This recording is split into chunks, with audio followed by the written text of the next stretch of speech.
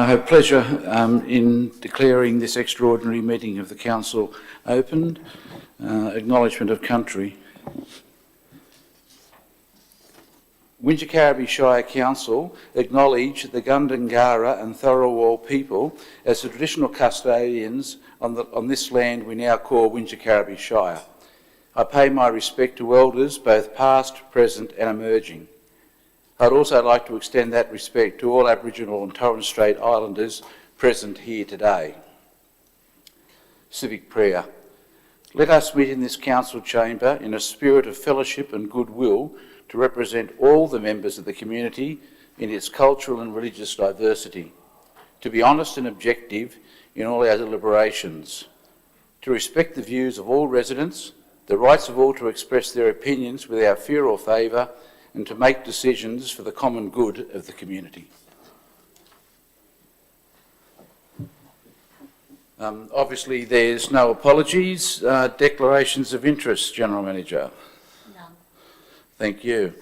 A public forum, we have Mr Barry Anstey to address the Station Street Improvements Options Report. Come forward.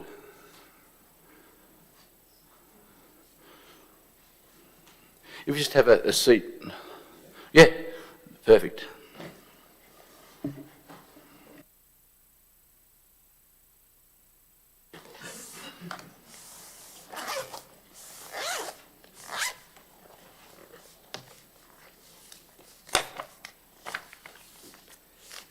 Could I hand up three? No.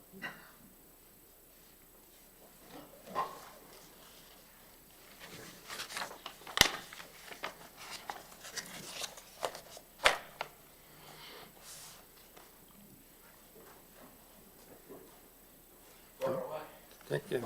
Thank you, Mr Mayor. Ladies and gentlemen, Barry Anstey is my name. I'm come today to address Council in relation to the Station Street Improvements Options Report. Can you pull the microphone around and talk into it? You're not leaning down. Push it up a bit. Yeah, right. Okay. Thank you. Yeah, I've come today to speak on the Station Street Improvements Options Report at the request of my son Matthew, who owns property within the CBD of Bowral, and he's currently in Perish and unable to attend. The situation is that I spoke in 2017 in relation to the bypass that was proposed then and some car parking issues that,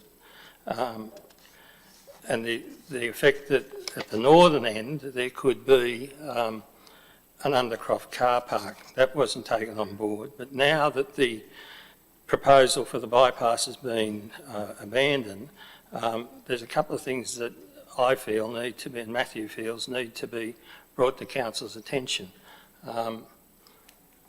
Does this work? I don't know. At the northern end of the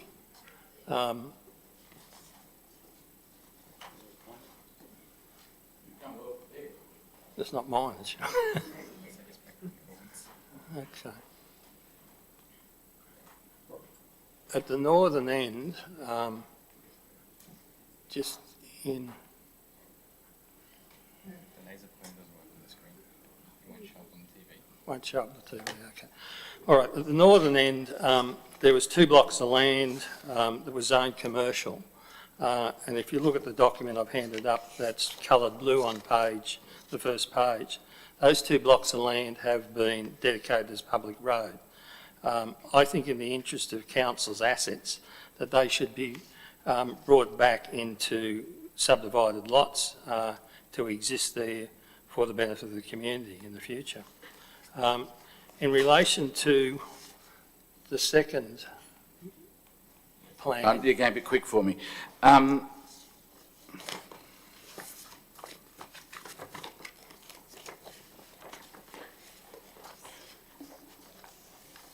Who from the staff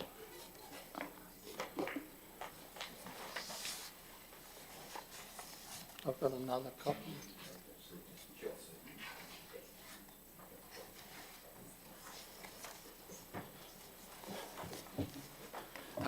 My apologies, you're Mr. We haven't met. Okay, so I just need a bit of help just to explain potentially to me where you're talking about. Do you need another copy? No, General Manager's got one, I've got one, and the officer's got one, so... Okay, so the plan shows on the first page in colour blue lots 1 and 2, they were, as I say, being dedicated as public road. In the interest of assets for this council, they should be re-subdivided and made available as commercial land again, given that the proposal of the bypass is not going ahead. So just so I can get my bearings, you're talking about where Bong Bong Street and Station Street separate. You've got Springett's Park in the centre there. That's correct. And There's two. Yeah, okay. Yeah. The lot 1 and 2 that's coloured in blue, Yeah. they existed in 2017 as commercially zoned land. The commercial zoning remains, but those 2 blocks of land have been dedicated in the meantime as public road. Yep. And I think they should be reverted to public road, commercial land. The next item is on the map that's up on the screen, and I can't use the pointer on it, but that map shows a heritage item that's in brown there on the notes. I've checked the New South Wales Heritage Site and Council's LEP and plans, and I can find that that's not listed as a heritage item, but it is an old former weighbridge to the railway station. Yes, I know that. Yep. Yeah, I know the area. Been there a few times, but not as closely as you, obviously. The green that's on the plan behind you on the wall, that's a lot that was zoned for local road use, and that's been in council's name by search. The pink that's on the map is in council's name. Yeah. And the view that we've got is that that strip of land from basically the old milk factory down to Bong Bong Street, that is valuable commercial land. It is possible that you may be able to obtain a strip of land about 8.3 metres wide to add to the back of that off the state rail, because those lots actually set in further than the actual lots either side of them, and you'll see that on the deposited plans. That land, the suggestion is that the green land that's up there is currently local roads 2, that be rezoned commercial. In the 2 areas of the north and south, there is approximately in excess of 1 hectare of commercial land.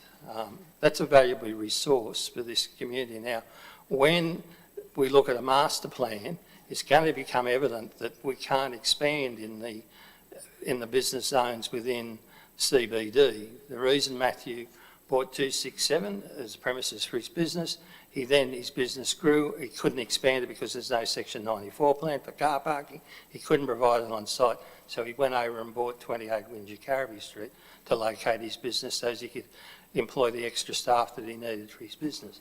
Now, that's happening right across the CBD, but this land, 1 hectare of land on that road that's available for future development now that it's not going to be a road, is a valuable asset. It's in excess of 1 hectare. There's 4,000 square metres of similarly located land just recently sold in Byron Bay, and it brought $50 million, which if you multiply that by this could be worth 120 million. But I don't think that Byron Bay property prices will come here within the near future, but they will eventually come here. And this is a valuable asset, and there is other ways that car parking could be provided. Beyond Barrel Street going to Funston Street, there is some land that council owns. They own the 2 properties on the corner, and they own the land behind the Eastbrook Medical Centre. That could be looked at and should be looked at as a car park, because that's redundant.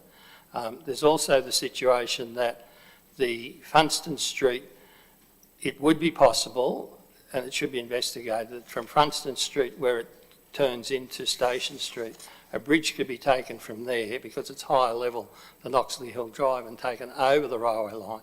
And there's a long strip of land that's adjoining the boundary that runs from Oxley Street back. It's the last plan in these set of plans, and it would be possible to have a bridge that went down onto to meet up with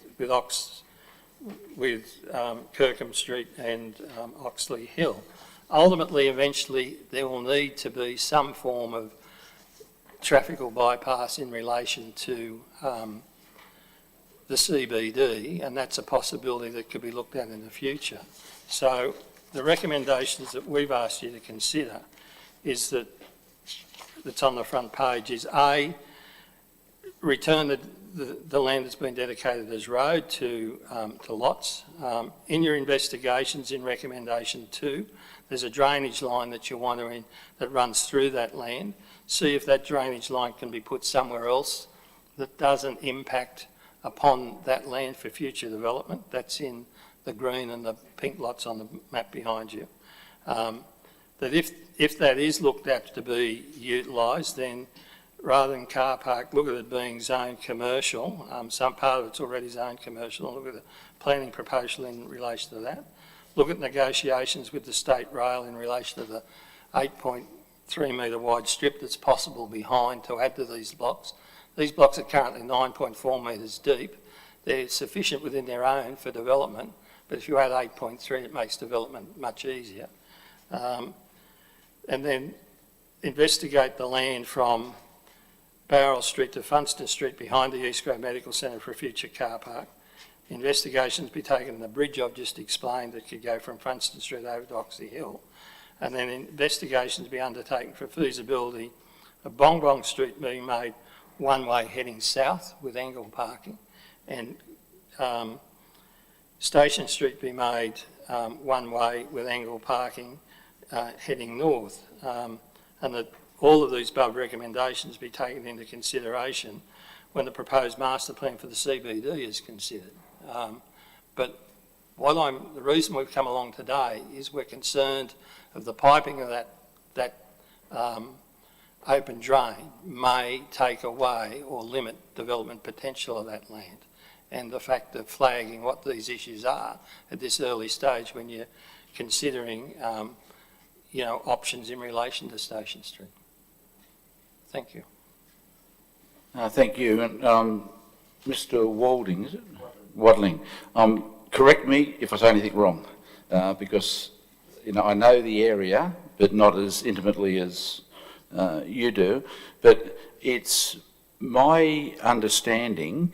Well, firstly, can I say that it's a shame that the council didn't have a Section 94A contributions plan for car parking. I think a normal council would have. And it's unfortunate that there's been a lack of strategic planning and foresight from this organisation. But the area in green on that map is where the open drains are, and if you're proposing that the drainage systems be changed to make that land available for potential sale, I think you'd be talking millions, because there'd be some natural watercourses there as well. And my understanding, and I've been down there a few times, I was there again today, looking at what is proposed. The area Fuson Street, I think that's potentially going to be a link back to Link Road. To get rid of the Fuson Street roundabout problems in years to come. So that's another potential problem. And the area you're talking about at the northern end, that's, as you say, could potentially be sold, I think that would be short-sighted on the part of the council for future opportunities, because look, eventually something is going to happen. The community was in uproar about $38 million with what the council was suggesting, but it would have been much, much higher if you're talking about crossing the railway lines, because of the cost of constructing bridges over railway lines is telephone book numbers. So look, I thank you for your submission. I think the submission is best left to the master plan, Yeah, that's right. because many of the things you're talking about will be addressed in the master plan. There is clearly, from my observations, a lack of parking in Bowral. And if you were talking about more or less not underground, but additional parking in the escarpment near the railway parking, is that what you were talking about at the northern end for additional parking? Northern end there is parking, and you could. Yeah, no, but you said potentially for more. You could do it. You could, if you look at the levels, it would be simple to do an undercroft car park there. Yeah, but I think the council's looked at that, and there is a problem there, as it is, with the camellias, and I know there's some concern. Is that the area? No. You're talking further up? You talk right up towards the intersection with. Yeah, well, haven't looked at that area, but look, I think these matters can be left to the master plan. Yeah. And I'll make sure that, that they're brought to the attention of the master plan for you, but I must say I'm very comfortable with the recommendation that the staff are making at this stage, and I certainly wouldn't be selling council assets that could potentially stop road development or whatever, or more car parking in the future. You've got to keep your options open, but this is the first time this has come up since the abandonment of the bypass, and it's issues that need to be in focus as potential alternatives. Oh yeah, and I think at the master plan stage, it would be very appropriate. But at this stage, I'm going to leave all the options open, because a future council, will no doubt revisit this. I don't think it'll be for a long time. That'd be very brave. But I just want to keep all the options open. No, I appreciate your comment. Okay, I appreciate yours too. Thank you.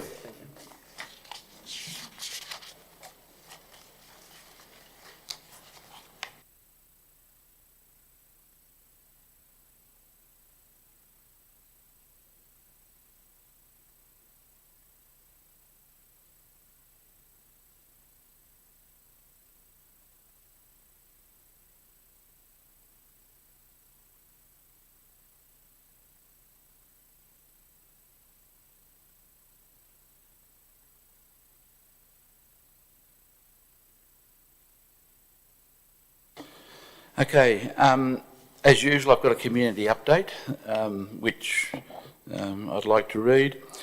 On behalf of the Windsor-Carriby Shire community, it's my pleasure to welcome our new General Manager, Miss Lisa Miss Campbell, to her first meeting here in the Southern Highlands. Welcome. Expectations of both residents and staff are that you will lead without fear or favour, ensuring respect, openness, honesty and consistency. I'm in no doubt you will deliver and continue the journey of restoring trust and confidence in the council, and I wish you well in the partnerships you will forge with all councillors, residents and staff. Last Saturday I attended, together with the member for Wallandilly, Mr Nathaniel Smith, the official handover of the Renwick Community Centre. This was a great event attended by many members of the Renwick community, and I have no doubt that the centre will be a focal point with a coffee shop and cafe for the community to enjoy for years to come. The Small Business Commissioner released his report into the small business relationships and support across the Southern Highlands. As I predicted in an earlier update, it was quite critical of the council from a reputation perspective. Together with the report of Ernest Consulting, these works and recommendations have now been referred to the General Manager to report to Council before the local government elections in September. There is no question that the communication and land use planning at the Council, quite frankly, has just not been good enough. The community, whether small business or mums and dads with a simple DA, have been badly let down.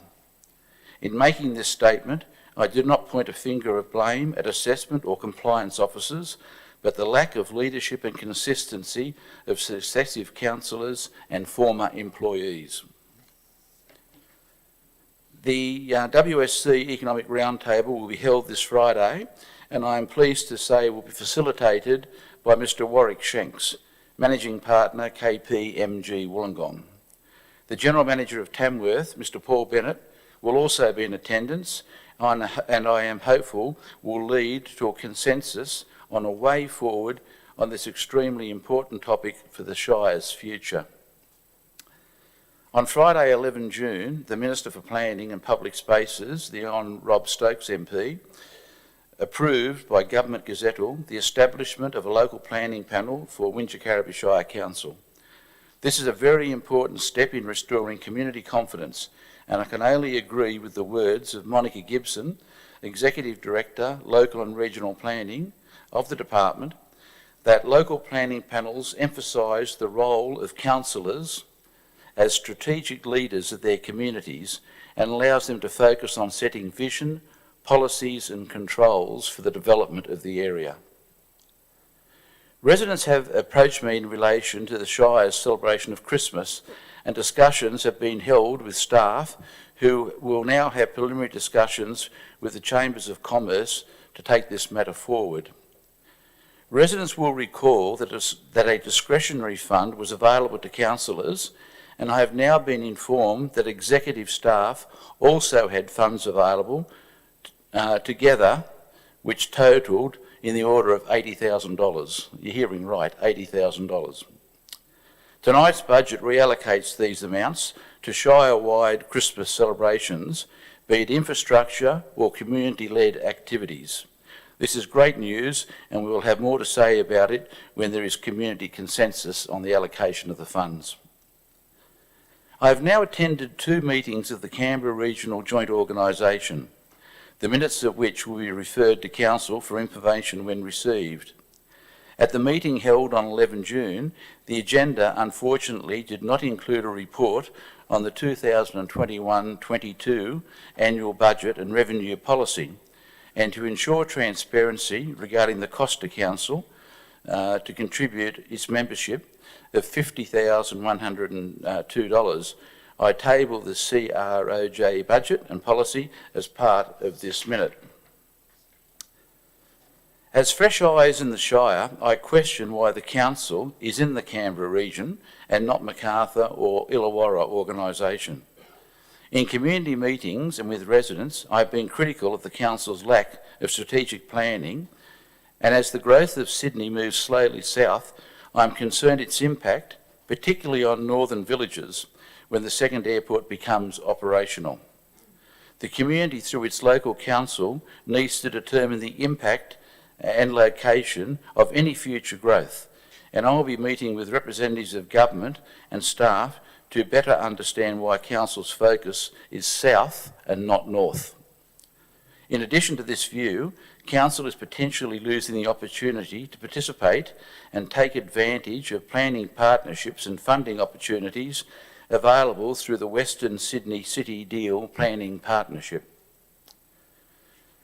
The Station Street Improvements and Options report on this agenda notes that if Council is successful in claiming all identified expenditure to date, the balance of this initial $7.5 million grant, which has not been claimed, will be approximately $4.1 million. The recommendations include that I approach the members for Goulburn and Wallandilly, seeking their support to have the balance reallocated to other projects in the area. I have had some very preliminary discussions with the local members, residents and staff, and to ensure transparency, and following those discussions, I will be seeking to have the money allocated as follows. Refurbishment of the Mittagong Playhouse, $2 million, and that will be additional to the $2 million that's in this budget. Playground improvements for the northern and southern villages of the Shire, $800,000. The provision of water tank infrastructure at Canyon Lee, Burralow, High Range, and a possible eastern side of Penrose, as identified by the Rural Fire Service, $500,000. and to part fund the cost of providing a new SES facility in the Moss Vale area, $800,000. In my view, Wingecarribee should not be robbed of the balance of this grant through the ineptitude of financial decisions taken by the previous council. Council is proposing to invest in the ID Informed Decisions suite of tools to support policy engagement and planning activities across the council and the community. The information provided by these tools will be available on the council's website and will assist local residents, community organisations and businesses in funding applications and investments decisions. A timely investment will provide essential information for monitoring of the Southern Highlands Destination Strategy, which of course is under review, the local housing strategy, which hopefully will come to the next meeting of council, and the development of the employment land study and the approaching major project of updating Wingecarribee Community Strategic Plan beyond 2031. The full range of tools will include Profile ID assists in understanding our local community and the changes taking place. Economy ID provides for comprehensive economic profiles and impact modelling tools. Forecast ID provides detailed forecasts of population and housing for local communities. And Atlas ID provides different population groups in a selected local government area to identify where resources are most needed. This suite of information tools provide access to accurate, consistent and in-depth data, allowing for more effective strategic decision making across all branches of this organisation. I look forward to seeing this rolled out early in the new year and then obviously updated by the 2021 census, and will be for the benefit of all locals. And it will obviously be on the council website, and it's a great tool for school projects too. Finally, I would like to congratulate local residents who received a Medal of the Order of Australia in the 2021 Queen's Birthday Honours. Miss Peggy McDonald, OAM, for her service to conservation and environment through wildlife rehabilitation. Mr Stephen Spence, OAM, for service to veterans through the Mittagong RSL sub-branch. And Mr Stephen Della Forinta, OAM, for service to oncology through extensive work in providing cancer care. I've sent letters of congratulations to the recipients on behalf of the community. I move that this minute be received and noted and declare that carried.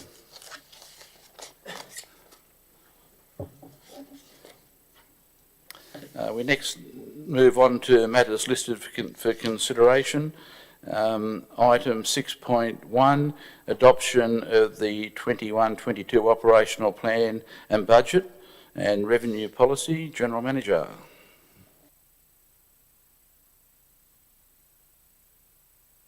Yep. Introducing this report is the Group Manager, Corporate and Community, and followed by the Acting CFO. Thank you. Thank you, Mr May. The purpose of this report is to advise of the outcomes of the public exhibition of the operational plan and budget and revenue policy, including the fees and charges for 2021/22, and recommend the adoption of these documents. At its meeting on the 12th of May 2021, Council endorsed the draft operational plan and budget for public exhibition. These documents were exhibited from the 14th of May until the 11th of June. Community feedback was sought, with a number of methods utilised to notify the community of opportunities to provide feedback. This included hard copies available in the Civic Centre and libraries. A project page was set up on Council's website. A number of registered users and e-newsletter subscribers were notified. Over 80 community contacts were notified. There were 3 radio announcements and 1 media release. Information was also included on social media channels such as Facebook, Twitter and YouTube.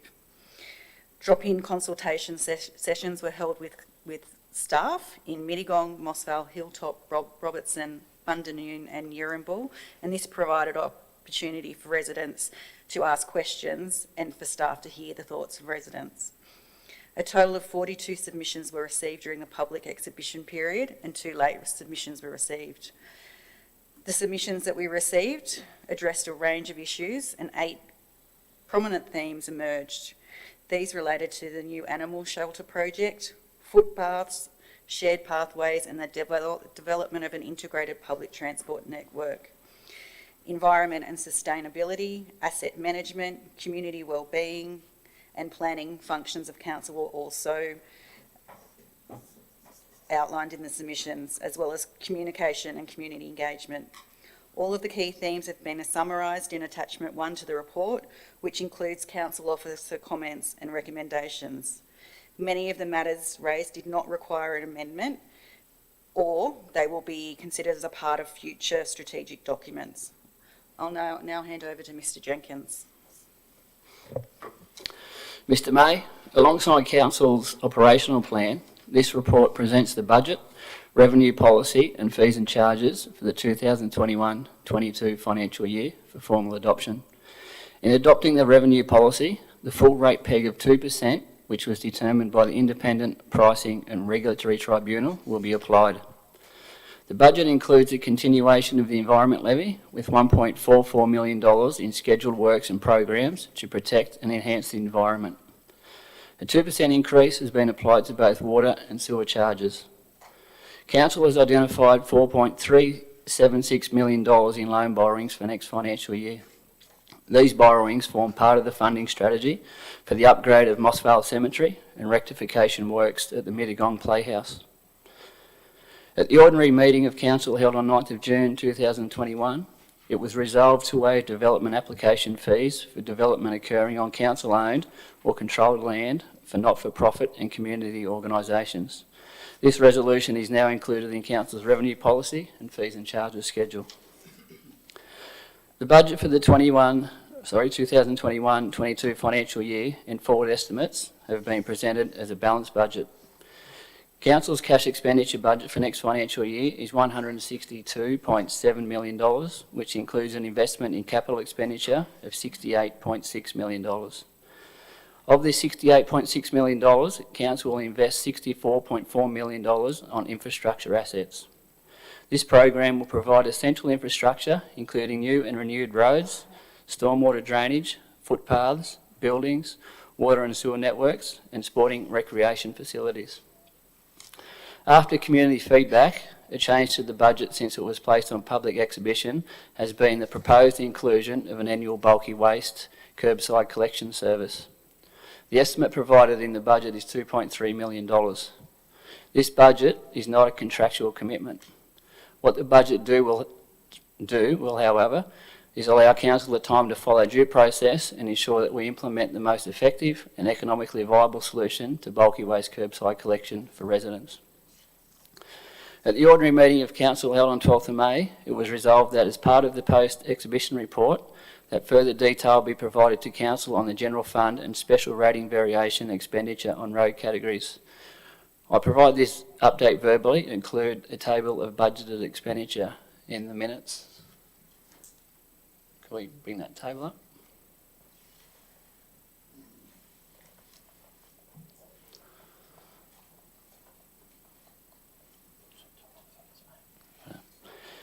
Council's budgeted expenditure on roads, which was funded from general revenue and special rating variation in the 2018 and 19 financial year, was $10.48 million. The amount of general revenue and special rating variation allocated to road assets has increased over time, with the budget for 2021-22 financial year being $13.9 million.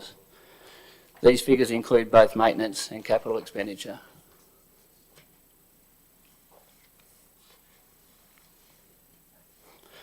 The budget continues Council's commitment to the principles of financial sustainability and sound asset management. The budget aims to ensure that we remain financially stable while giving focus to financing key priorities. The budget provides significant investment in maintaining and upgrading infrastructure. In closing, this report sets out the formal resolutions to comply with the Local Government Act to formalise the rating structure and ensure budget supply for the 2021-22 financial year. Thank you very much for that, and thank you for the information about the roads, which will be incorporated into the minutes so people will be able to get a clear picture. I think the bad news for the new General Manager is I can see the first question being asked by a councillor after October. Can the council justify its position that it put to government about Fit for Future and also about the special rate variation? Is the money being spent where it was promised? Time doesn't allow me to go into that, but I am sure that it's prepare yourself. I'm not saying it's not being spent, but I'm just saying it's a question that if I was an elected councillor, I'd be asking. In relation to the operational plan and budget, I've read all of the submissions. As I've said before, this is a very engaged community. In all my time at Mossman and in other councils I've been at, I've never seen submissions to the standard that there are in relation to the in relation to the budget. I must say some of the submissions are more operational than for elected members, and I just think that the expectation of some in relation to the development of a new community strategic plan, you don't want to fall into the same trap that the former council did by confusing operational matters, in other words, roles and responsibilities of councillors versus staff. You've got to have confidence in your staff just to get on with it, and that's just a comment I'd make on the way through.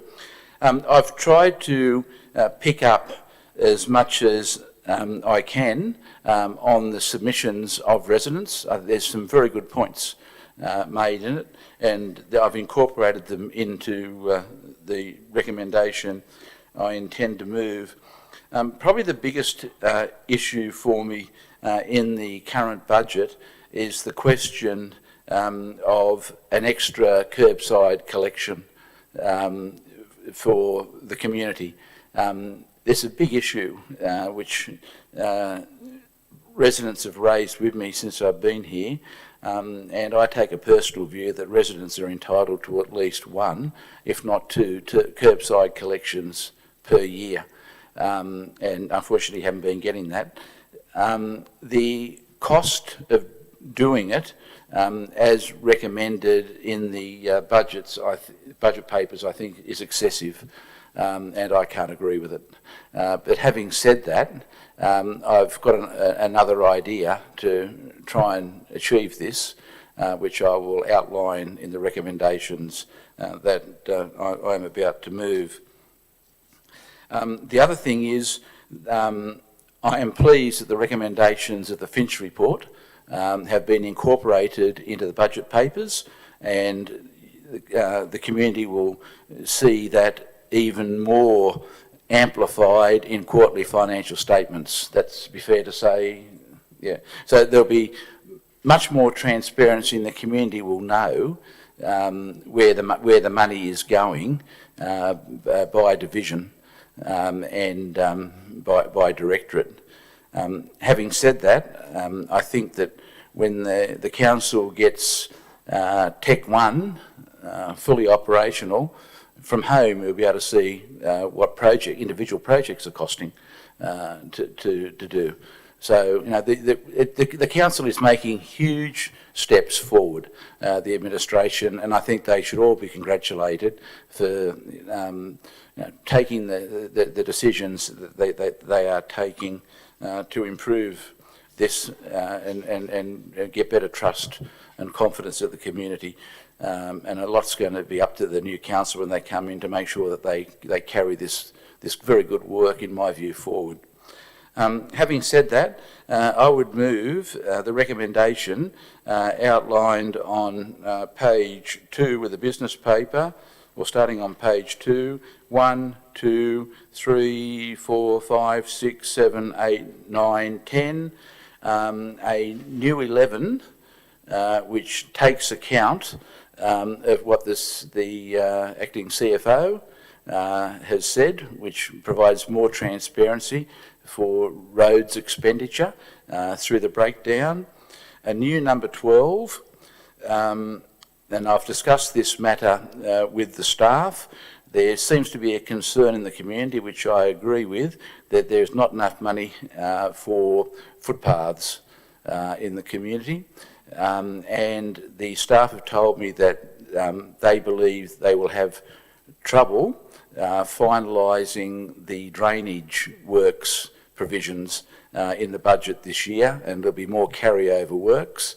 So it's very good that you've acknowledged that fact, that the engineers can only get so much done. So I'd move a new number 12, that the capital works program be amended to reallocate $500,000 from the drainage program to footpath construction program to address submissions received from residents requesting additional footpath construction works in villages throughout the local government area. New number 13, for the period ending 30 June 2001, Council will establish an available working funds position, unrestricted, of $500,000, noting that this will be incorporated into the final budget result for the 2021 financial year.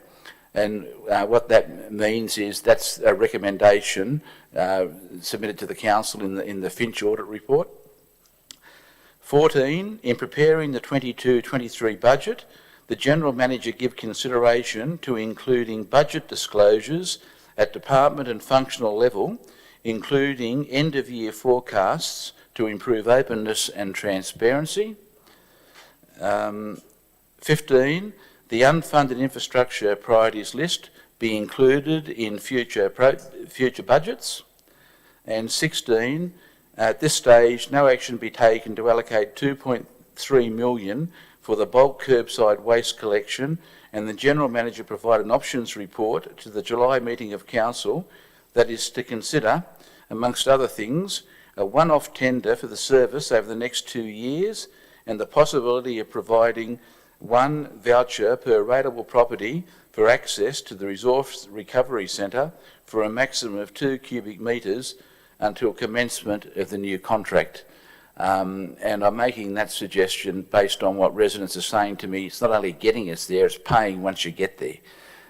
So that may be a compromise. I really don't know. It'll be up to the staff to come forward.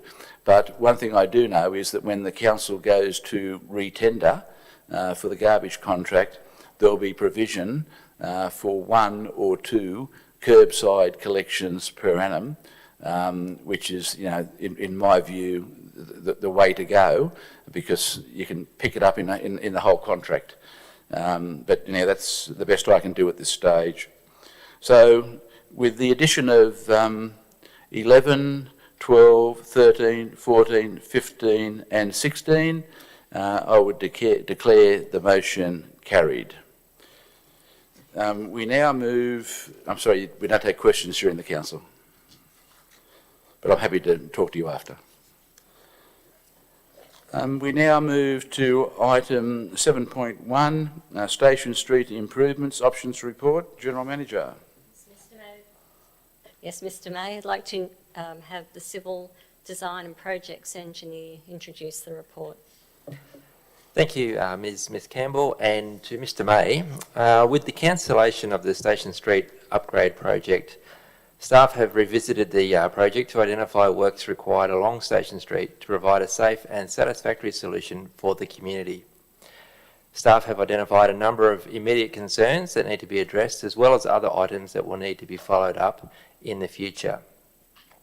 The immediate works that have been identified are: 1, the road pavement reconstruction on the northern end of Station Street; 2, the stormwater infrastructure construction to formalise the open drainage channel on the southern end of Station Street; 3 is the car parking formalisation, which will result in the creation of approximately 43 formalised parking spaces. These works can be undertaken once the drainage improvements have been completed. And fourthly, the ongoing maintenance of the streetscape, including street trees and the camellia planting in front of Bowral Railway Station.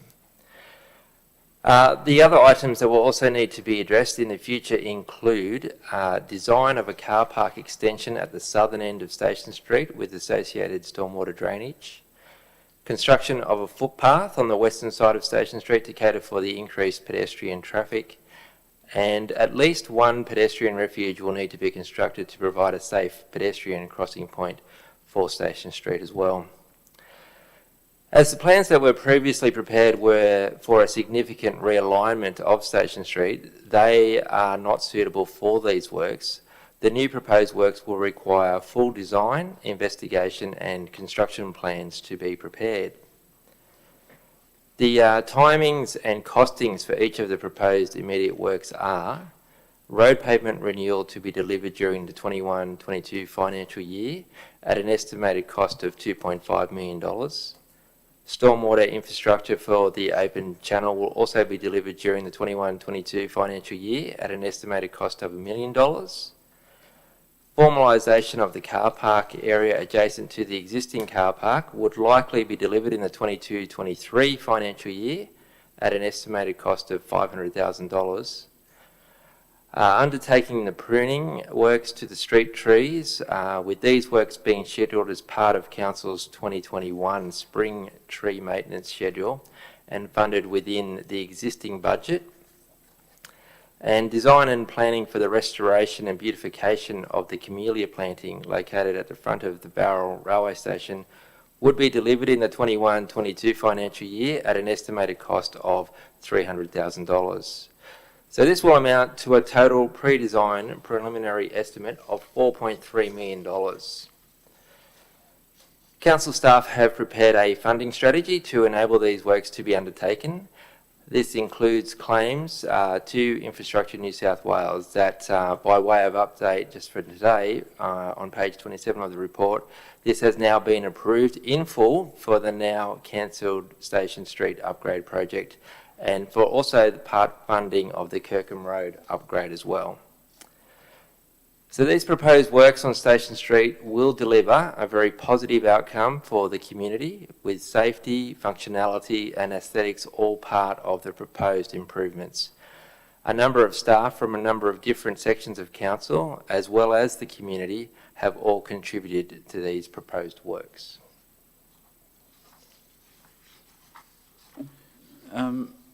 Mr Waddling, all I can say on behalf of the community is thank you. I think the council's team have come through with this one, and on behalf of the community, you take it back to your team and to others in the council who have been involved in this. I know a very big thanks. A resident did write to me over the weekend in relation to the use of special rate variation reserve to fund some of this work. Being of the view that I might get my fingers burnt because some of this is environmental works money.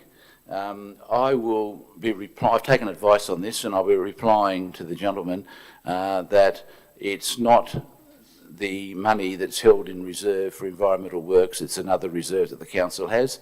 And if I could just confirm that with Mr Moody, I'd be happy. Yes, Mr May, that's correct. No environment levy funds will be used as part of the funding strategy for these works. In addition, I'm told, I'm not on social media, but I'm told there's been a lot of social media talk about the $300,000 for what best described as Camellia Gardens. It undervalues the work that is going to occur there. There's substantial gardens and garden beds that come down off Station Street to the car park of the train station. Now I'm told that it's not cemented stonework, it's soft packed work that was done during the Depression years. And while it doesn't have, formal state heritage significance, it is recognised by the National Trust And while I'm an administrator here, there's no way in the world I'll be seeing that damaged. It's got to be restored. And that's part of the 300,000. So it's just not saving a few trees that are of high value also. There's a lot of work involved, so that's where the $300,000 is going. Having said that, I totally endorse the recommendation. So I would move in relation to item 7.1 on page 7 of the business paper, recommendation 1, 2, 3, 4, 5, and I'd add a number 6. The work of council officers in preparing this response in relation to Station Street be acknowledged with appreciation. Declare that carried. The next item is item 7.2, funding application, federal government, local roads and community infrastructure. General Manager. Yes, Mr. May. So the acting manager assets will be introducing this report. Thank you, Ms. Campbell. Thank you, Mr. May. In May 2020, the federal government announced a new $500 million local roads and community infrastructure program. This program supports local councils to deliver priority local road and community infrastructure projects across Australia, supporting jobs and the resilience of local economies to help communities bounce back from the COVID-19 pandemic. Eligible funding recipients are allocated a nominal funding allocation, which is based on recommendations from the relevant Local Government Grants Commission. To obtain funding under the program, eligible funding recipients must first enter into a funding agreement and then nominate projects to be carried out within the construction timelines. To be considered an eligible project, projects need to be additional to existing work plans and the grant and able to be delivered within the grant period. To date, the Australian government has announced 3 phases to the program. In phase 2 of the program, council has been allocated $2,133,512. The recommended projects to be nominated for the grant are $750,000 for road construction of the Colo Street Mittagong deviation. These works are associated with the replacement of the Range Road rail overpass by Transport for New South Wales, which result in the need to move the junction of Colo Street and Range Road to form a 4-way intersection with Railway Parade. At its meeting on 9th of June, Council approved the land acquisition required for the works. Council and Transport for New South Wales will share the costs of the roadworks equally, and it is proposed Council fund its portion through Phase 2 of the Local Roads and Community Infrastructure Program. The remaining allocation of $1.383 million is recommended to fund the acceleration of Council's road resealing program. Community feedback indicates strong support for improving roads, and road resealing is a good candidate for the LRCI program as it meets the eligibility criteria and can be completed within the short time frame provided. If approved, this will increase Council's total funding allocation for road resealing to $3.9 million for the 2021-22 financial year. Thank you. Thanks very much for that. If you turn to page 32, 1, 2, 3, about the 5th paragraph down, all projects were accepted. These projects were not presented to Council for formal endorsement. That's, in other words, stage 1 of the phase 1 of the government money. This is the very thing that leads to dysfunction in a council, where decisions are not being taken by the corporate body, but they're being taken by individuals or groups of individuals in the council. And I just highlight that should never happen at a council, and it just shouldn't happen. And I'm pleased that actually you drew it to my attention, because that's what we're trying to change. Anyhow, in item 7.2, the funding application, federal government, local roads and community infrastructure grant, I'd move the recommendation on page 31, 1 and 2, and declare that carried. 7.3, bushfire local economic recovery package. General Manager. Thank you, Mr. May. Again, the acting manager assets will introduce this report. Thank you once again. The Bushfire Local Economic Recovery Package is part of the $4.4 billion bushfire support program co-funded by the federal and New South Wales governments for bushfire recovery, response, and preparedness in New South Wales. BLUR funding will support jobs in bushfire-impacted regions, strengthen community resilience, and reduce the impact of future natural disasters. Stage 1 of the program included 22 fast-tracked local infrastructure projects in high and moderate bushfire-impacted areas. Wingecarribee Shire Council was awarded a total of $8 million for works under Stage 1 to improve the serviceability and resilience of Wambian Caves Road. Council must enter into a funding agreement. In accordance with the funding deed, the project must be completed by June 30th, 2023. The BLUR funding awarded to Council will be administered by the Department of Regional New South Wales via the Public Works Advisory and Regional Development. Due to the resources required to complete the project within the time frame, the project will be delivered by Transport for New South Wales as project manager under the terms of a Memorandum of Understanding between Public Works and Transport for New South Wales. A separate agreement will be executed between Council and Transport for New South Wales to establish the terms of the project management and delivery.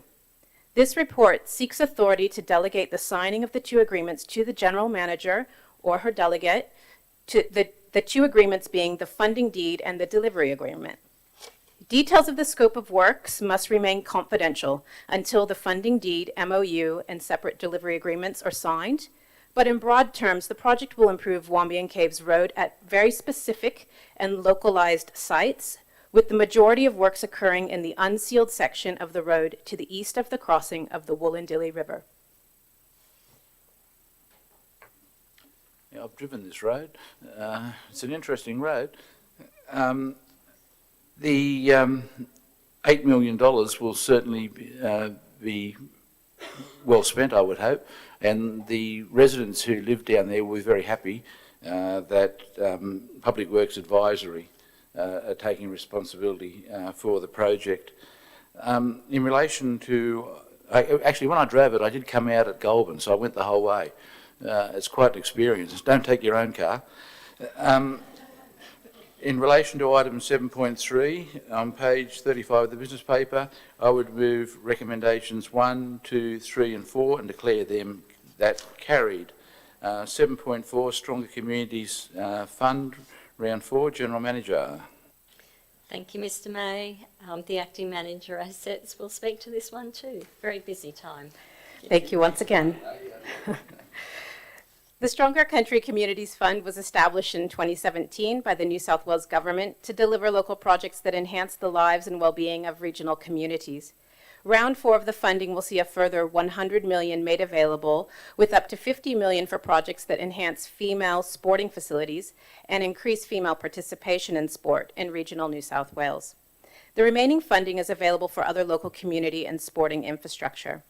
This funding opportunity opened on the 1st of May 2021, with applications closing Friday the 25th of June, in 2 days.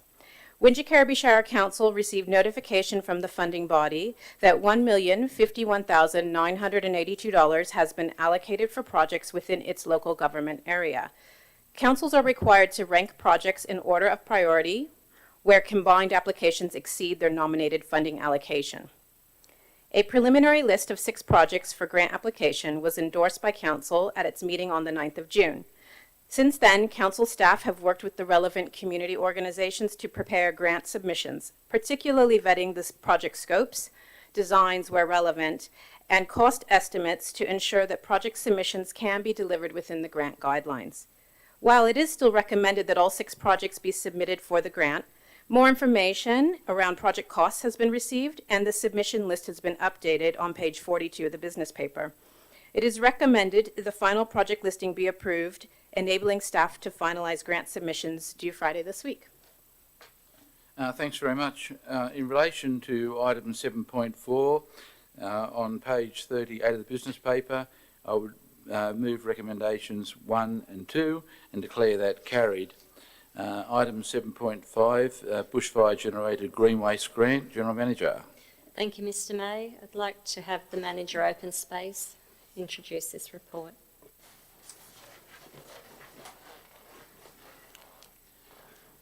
Thank you, Ms Campbell and Mr May. The purpose of this report is to seek Council's formal endorsement to lodge a funding application under the New South Wales State Government's Bushfire-Generated Green Waste Cleanup and Processing Program. The 2019-2020 summer bushfires resulted in significant damage and devastation to the communities, infrastructure and the environment. In response to this devastation, the New South Wales Government and Federal Governments established the Langer Rourke Infrastructure Cleanup Contract for bushfires generated green waste in January 2020. The New South Wales Government and Environmental Protection Authority ascertained that bushfire generated green waste was not included within the scope of the Langer Rourke contract.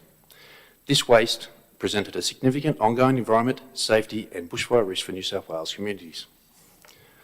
Recognising the challenges faced by the public and private land managers, the EPA and New South Wales Government established the Bushfire Generated Green Waste Cleanup and Processing Program as a $45 million initiative to manage green waste generated by the 2019-2020 bushfires. The program offers funding in two streams, Stream A and Stream B. Stream A funding was introduced for councils to undertake an assessment of bushfire generated green waste. The outputs of Stream A assessment form the evidence base to support eligible organisations in applying for funding under Stream B of this program. Council has successfully completed Stream A data collection initiative. Completing this stage of the grant funding process has qualified Wingecarribee Shire Council to be eligible to access up to $3 million in the Stream B funding initiative. The Stream B program directly supports local communities and seeks to reduce stockpiled green waste that remains on private or public land as a result of bushfire-related firefighting activities, remove hazardous trees damaged by bushfires on public or private land, manage the cleanup of outstanding green waste generated by the 2019-2020 bushfires, provide opportunities for beneficial reuse of processed green waste products in bushfire-affected regions, and to provide regional employment opportunities in bushfire-affected communities. To be eligible for this funding, applicants must be a council, a regional organisation of councils, or other local government-controlled organisation, and be in a local government area declared a natural disaster area due to New South Wales bushfires from 31 August 2019 onwards. Funding applications under Stream B of the Environmental Protection Authority's funding program opened on the 1st of May 2021, with applications closing the 30th of June 2021. In collaboration with the community, council staff have documented evidence of the remaining bushfire-generated green waste on fire-impacted properties in the Wingecarribee Shire. This data provides the necessary evidence for Stream B funding application. In addition to the data collection, council has completed detailed pre-project planning as outlined on page 3 within the report. Council's procurement policy and guidelines have been adhered to with respect to the undertaking of competitive contractor processes for the works. Council has utilised its existing contractor panel arrangement for tree management service for the engagement of contractors to undertake the works. Council staff are confident in the application to seek up to $3 million to remove remaining green waste generated from the 2019-20 bushfires on 134 private properties and 38 roadside reserves in the Wingecarribee LGA. Thank you. Thanks. The 134 private properties, are all of those people aware that the council is acting in their best interests in making these applications? They would be. Council officers have mailed out to over 834 separate properties to gain an assessment of who needed potential green waste opportunities to be removed from their properties. And as part of that process, they gave council permission to enter their property and inspect the green waste and gather the data as mentioned in Stream A of the process to provide the evidence based moving forward into the Stream B grant application. So it was over 800? 800 people we contacted, and there was 210 people that responded. Of that 210, 134 were found to be eligible, and we've assessed those properties, and we're at the stage now where we're applying through the EPA for the Stream B funding initiative. You say you're confident. How long do you think before there'll be an outcome? We'll know within, I would imagine by mid-July we will know. Yeah. Well, can I respectfully suggest, General Manager, that you write to the 134 people and give them an update on where you're up to with this, I'm conscious that there are some people who are becoming a little impatient, but they don't know the work that goes on behind the scenes to try and achieve these outcomes, which hopefully will be successful. But at the same time, what they've been through, you can understand their impatience. But there is bureaucracy at councils and state and federal levels. Boxes have to be ticked, dot I's and cross T's. So it's got to be done properly. But I think it would be a good idea if we could write to the 134 and let them know that the application has been submitted. Can we do that then?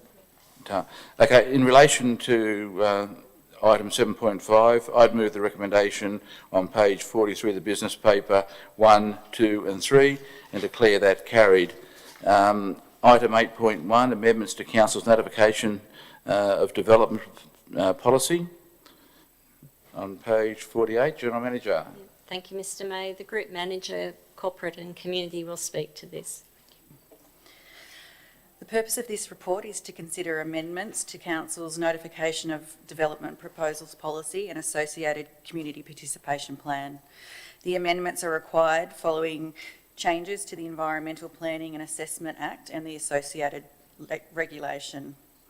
The most significant changes are removing the requirement to advertise in the newspaper and instead on the New South Wales Planning Portal website or Council's website, and also that any notification between the 20th of December and the 10th of January inclusive are excluded when calculating notification days. These documents have been placed on public exhibition and no submissions were received. This report recommends the adoption of these documents. Thanks. Look, on page 49, I note that this was advertised last August and September. I don't want to put words in your mouth, but it was the reason for the delay, was it the black hole that was formerly the planning department? Yes, yeah. It was an oversight. Yeah, there was a few oversights, weren't there?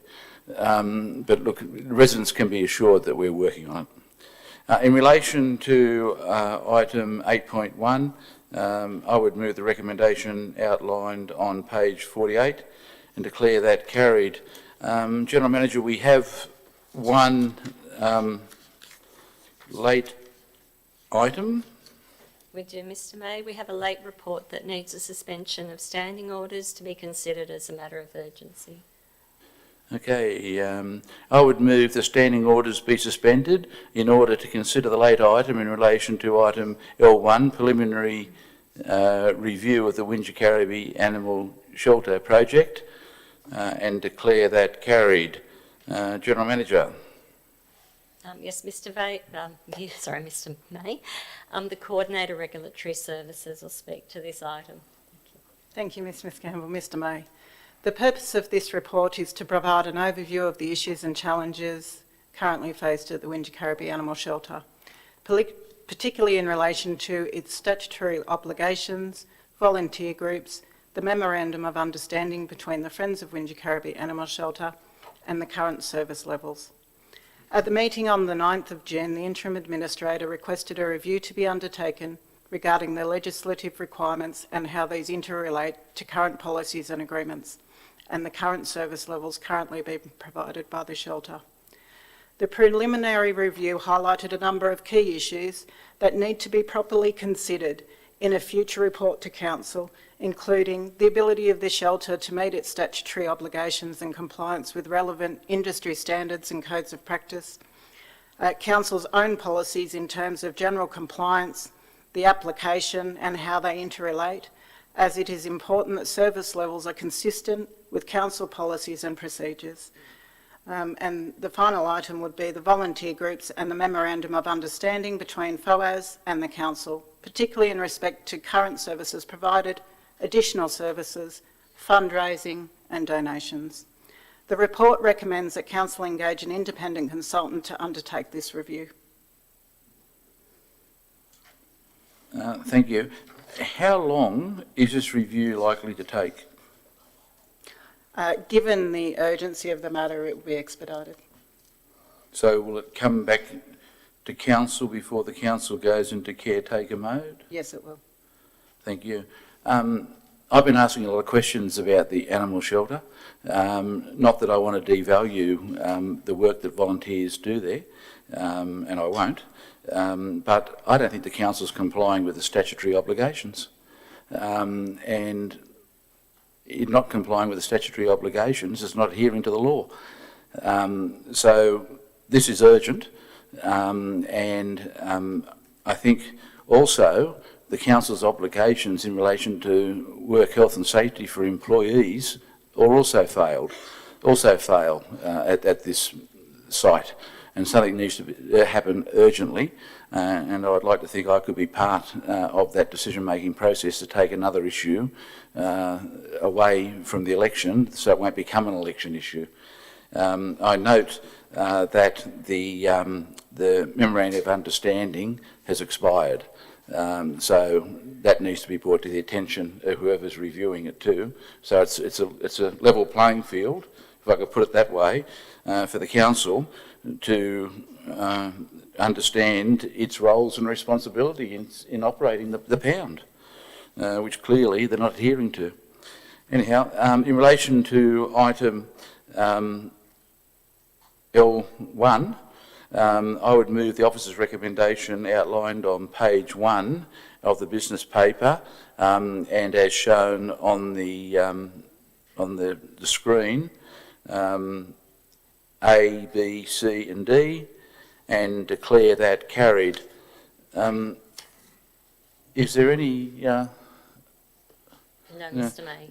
Well, there was one matter that I was a little bit remiss on, and not welcoming Ms Rakamallara to the council chamber tonight. And Danielle, if I could also thank you for the work you did while you were the acting Deputy General Manager also. Marissa will be here until November, and I think she will assist in the transformation of the administration of this council to better serve the residents of this community. With that, I declare the meeting closed. Thank you.